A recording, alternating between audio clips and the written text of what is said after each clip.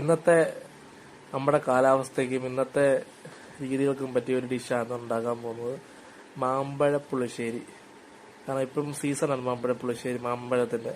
അപ്പം മാമ്പഴം ഒരു 11 എടുത്തിട്ട് കഴുകി വൃത്തിയാക്കി ഒരു 11 പേർക്ക് കഴിക്കാൻ പറ്റുന്ന മാങ്ങ ഇതുപോലെ തന്നെ തൊലി ഇരിച്ച്, ഈ 11 മാങ്ങയും നമ്മൾ ഇതുപോലെ തന്നെ തൊലി ഇരിച്ച് വെക്കണം.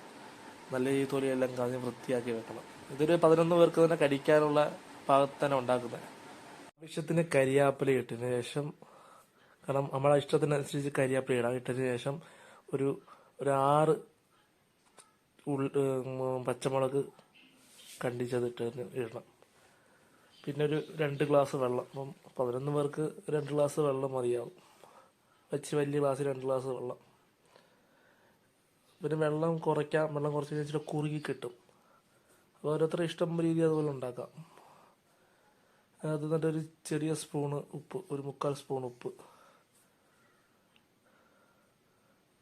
അപ്പം ഇത്രയും ഇട്ടതിന് ശേഷം നമ്മളിനി ചെയ്യുന്നത് തിളപ്പിക്കാൻ വെക്കണം.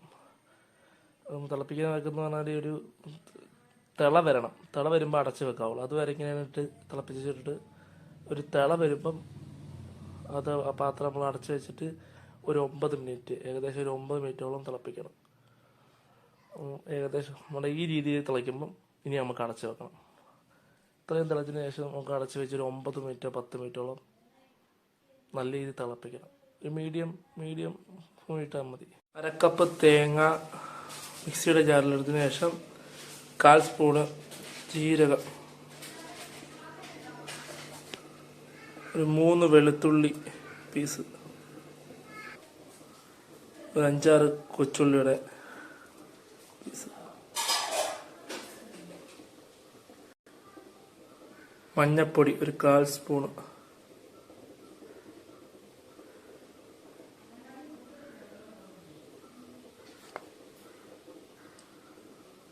അരയ്ക്കാൻ ആവശ്യത്തിന് വെള്ളം. ഇത്രയിട്ട് നല്ലോണം അരച്ചെടുക്കുക.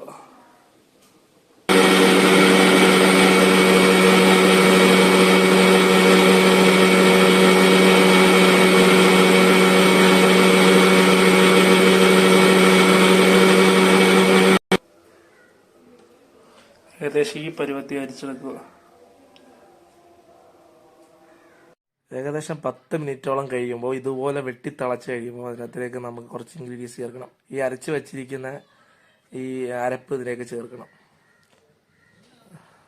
നമുക്ക് അരപ്പ് കൂട്ടാം, നമുക്ക് തേങ്ങ അനുസരിച്ച് അരപ്പ് കൂട്ടാം. അതുപോലെ അതിന് ശേഷം നല്ല രീതിയിൽ ഇളക്കി മിക്സ് ചെയ്യുക. ഇളക്കുമ്പം കുറച്ച് നേരമല്ല, ഇച്ചിരി നേരം തന്നെ ഇളക്കി അതൊന്ന് മിക്സ് ആക്കണം. കാരണം മാങ്ങയുടെ ഒക്കെ സത്തനകത്തോട് ഇറങ്ങാൻ വേണ്ടി കുറച്ച് നല്ല രീതിയിൽ ഒന്ന് ഇളക്കണം. നല്ല രീതിയിൽ ഇളക്കി ഒരു 2-3 മിനിറ്റെങ്കിലും കുറഞ്ഞത് നല്ല രീതിയിൽ ഇളക്കണം.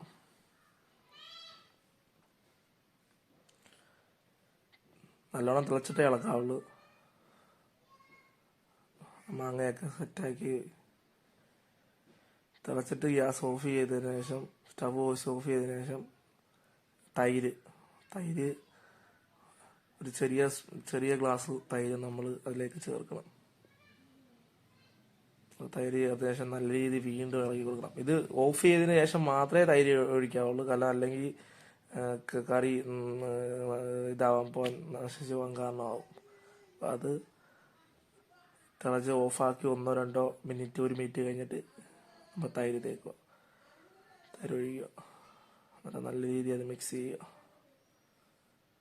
എന്നിട്ട് വേറൊരു പാൻ എടുത്ത് അതിലേക്ക് ഇച്ചിരി ഒരു 2 സ്പൂൺ വെളിച്ചെണ്ണ, 1 സ്പൂൺ വെളിച്ചെണ്ണ മതി എടുത്തിട്ട് ഒരുപാട് കാര്യങ്ങളൊന്നും വേണ്ട. കുറച്ച് കടുകും കുറച്ച് ചെറിയ ഉള്ളി അരിഞ്ഞതും, പിന്നെ കരിയാപ്പിലയും മുളകും ഒക്കെ ചേർക്കുന്നവരുണ്ട്. പക്ഷെ അതൊന്നും ഞാൻ ചേർക്കുന്നില്ല, കാരണം ഒരുപാടൊന്നും ചേർക്കുന്നില്ല. കടുക് ഇട്ടതിന് ശേഷം ഇവിടെ ചുവന്ന ഉള്ളി ഒരു 4-5 എണ്ണം ചെറുതായിട്ട് അരിഞ്ഞ് അതോടെ ഇടുക.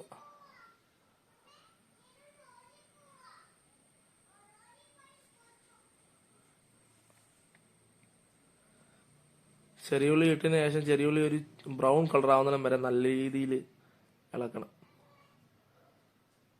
അത് ഏകദേശം ബ്രൗൺ കളറായി വരുന്നുണ്ട്. ഇപ്പോൾ ബ്രൗൺ കളറായതിനു ശേഷം മാത്രമേ അതെടുത്തിട്ട് നമ്മൾ കറിക്കകത്തോട്ട് ചേർക്കാൻ പാടുള്ളൂ. ചേർക്കുമ്പോൾ കറി ഇളക്കാനും പാടില്ല. കറിയിലോട്ട് ഇട്ടതിന് ശേഷം കറി ഇളക്കാതെ കറി അത് കുറച്ചു നേരം വെച്ചിട്ട് അടച്ചു വെക്കണം. എന്നിട്ട് കഴിക്കാൻ നേരത്ത് മാത്രമേ അത് ഇളക്കാവുള്ളൂ.